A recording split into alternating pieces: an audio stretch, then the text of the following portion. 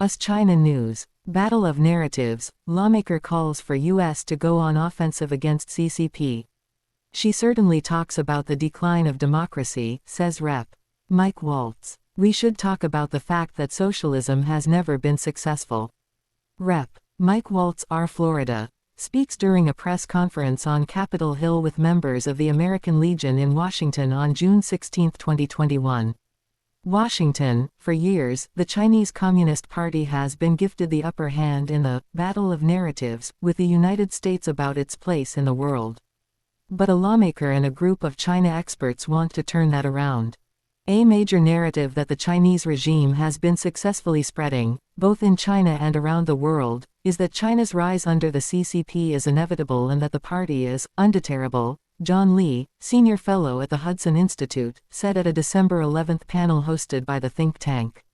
If you absorb those narratives, you may hate what China does in the world, but you feel powerless to actually do anything about it, he said at the event, calling it the one area where we do need to go on the offensive. One case in point is the recent U.S.-China summit, where President Joe Biden again referred to the communist Chinese leader as a dictator, shortly after their meeting. Now that doesn't hurt Xi Jinping, Mr. Lee said, but what would hurt Xi Jinping is if Joe Biden had said Xi Jinping is an incompetent and corrupt dictator. Because if the CCP is believed to be competent, orderly, and doing what it does for the benefit of the Chinese people, which is what it tells its own country, it doesn't matter that Xi Jinping is a dictator, he explained. Related stories on Human Rights Day. Doctors call out forced organ harvesting in China discounts visa entry fee for 14 countries amid worsening pneumonia outbreak. So what we need to do is expose that facade that he's a successful and corruption-free dictator. Going on the offensive in messaging is critical because for China's communist regime, he said, the Cold War hasn't ended. Rep. Mike Waltz, R-Fla, who moderated the conversation, embraced Mr. Lee's view. Face mask guidelines return to public spaces in China. This is going to be a war of ideas, he said in comments to the Epoch Times. Chairman Xi certainly talks about the decline of democracy in the West, and we should talk about the fact that dictatorship and socialism have never been successful, are not successful, and never will be successful going forward. Democracy may have its flaws, but it is by far and away the best system of government in the world, he said, adding that the United States can't have its key resources, pharmaceuticals and manufacturing supply chains, held hostage by China. And the United States shouldn't be shy about pointing out the abuses China's socialist regime is carrying out against the Chinese people, he added. I think many media outlets here in the United States, many companies are afraid to talk about that because of dependency for their profits.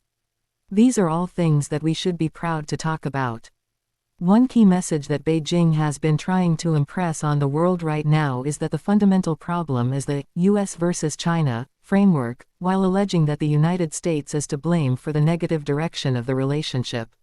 But the reality is just the opposite, says Miles Yu, director of the China Center at Hudson Institute and China policy advisor to former Secretary of State Mike Pompeo.